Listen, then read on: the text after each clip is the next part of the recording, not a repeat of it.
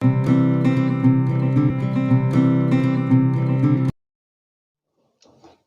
kan nggak ada gitu ya, nggak ada fraktur gitu ya di sini. Tapi justru frakturnya itu di basis krani ini ya. Basis krani itu kan ini kan penutupnya, atapnya sebetulnya ini atapnya. Ini dasarnya. Dasarnya itu ada 3 gitu ya. Ada yang anterior, batasnya ini. Ini anterior yang di sini, yang media itu ini sama ini kiri kanan, dan posterior itu ini.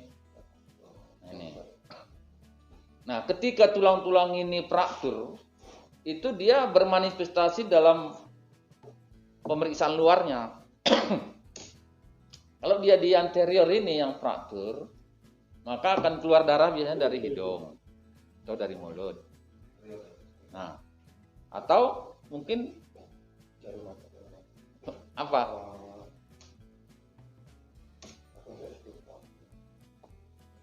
Ya. Apa? Bukan.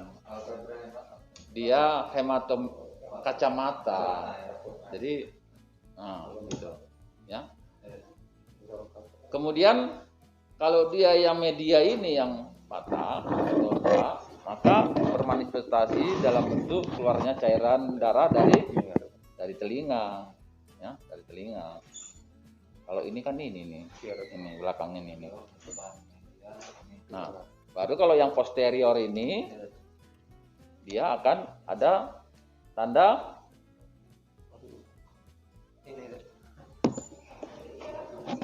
Babel sign. Ya, seperti itu.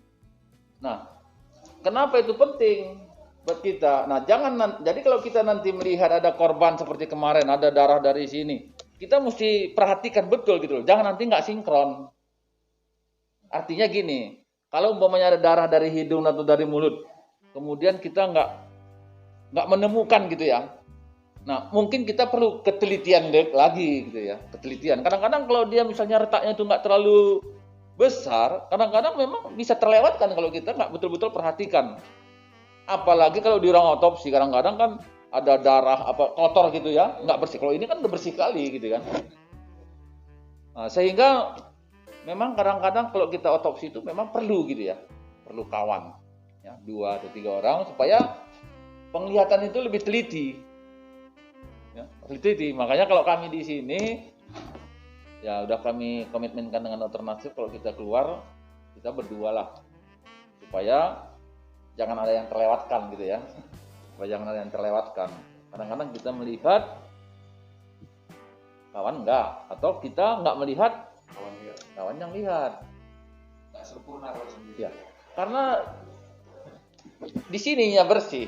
Kalau di ruang otopsi beslemaknya nih, ya kan, beslemaknya tuh. Nah, jadi kadang-kadang kita sudah pun bersihkan gini, kita coba-coba cari lagi karena dari pemeriksaan luar itu ada gambarannya gitu kan. Kita cari-cari, kita buka goyang-goyang begini, karena kalau dia retak nanti akan nampak. Kita ketok-ketok, ada nggak bunyi yang tidak sama? Nah, seperti itu. Jadi jangan ada nanti terlewatkan walaupun itu kecil gitu loh. Karena kalau tulang tengkorak ini walaupun dia kecil, ya frakturnya kecil, tapi dampaknya besar. Ya, itulah kematian tadi. Ya. Gitu. Nah, jadi ada yang istilahnya itu ya, kontrakap gitu ya, kontrakap. Jadi kalau misalnya kepala ini kan sebetulnya isinya kan otak. Otak itu sebetulnya mengapung gitu ya, mengapung di cairan cerebrospinal atau cairan otak. Ya.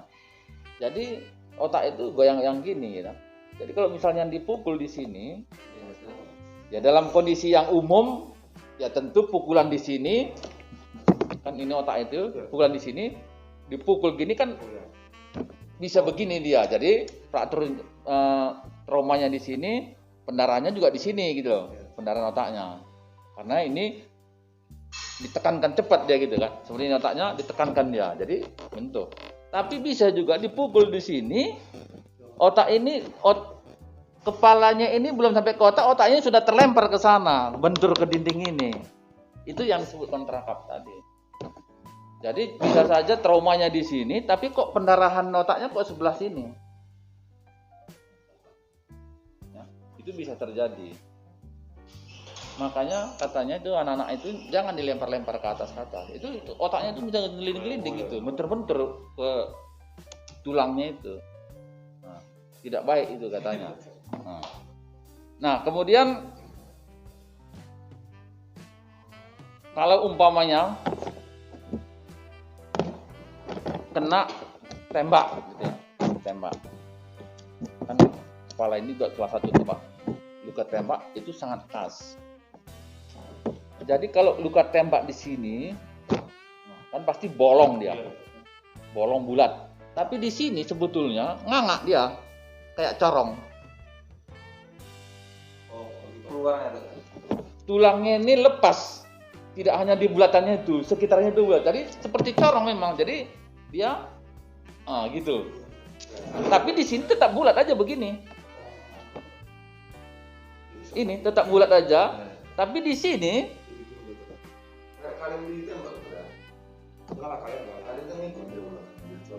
kalau kaleng kan ikut dia. Kalau ini kan lepas dia. Lepas dia.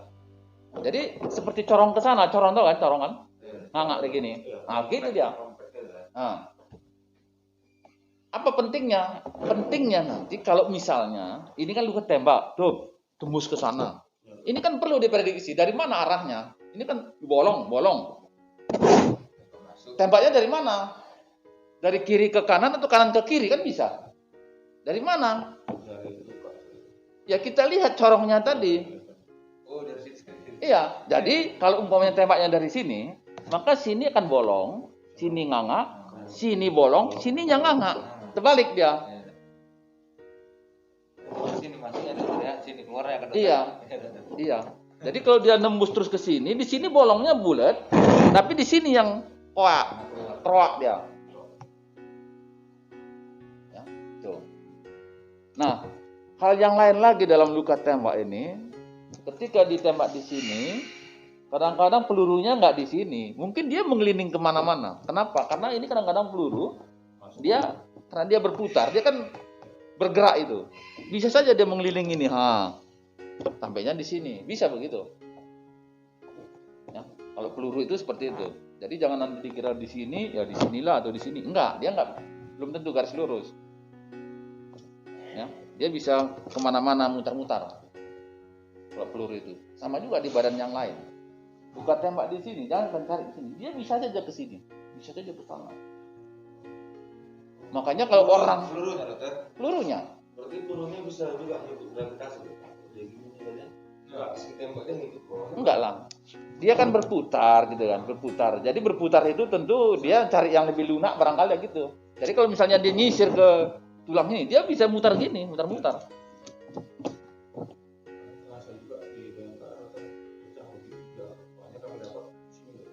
Ya, jadi itu kalau nanti pasien masih hidup.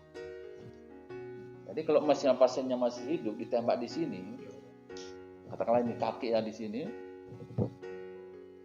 itu tidak boleh dibuka di situ karena belum tentu di situ pelurunya, makanya harus dipoto. Foto.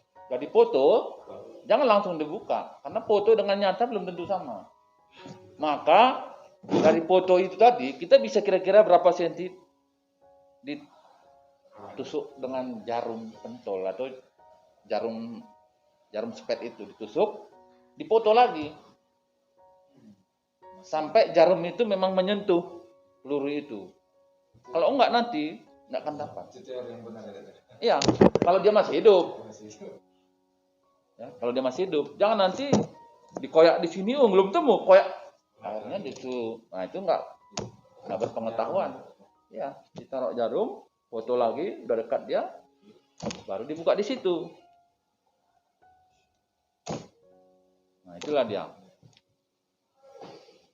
Nah, saya kira itu aja yang tentang tengkorak ini, ya, yang kasus-kasusnya. Kalau trauma tumpul, ya tentu dia pecah ya. Bisa linear, bisa juga ya berantakan gitu ya, berkeping-keping. Kalau bacok dia, jelaslah garis lurus dia, ya, bacok. Nah, trauma kepala ini, kalau misalnya itu luka tembak, itu walaupun mungkin sudah tinggal tulang belulang, itu kita bisa yakinkan bahwa itulah penyebab kematiannya ya.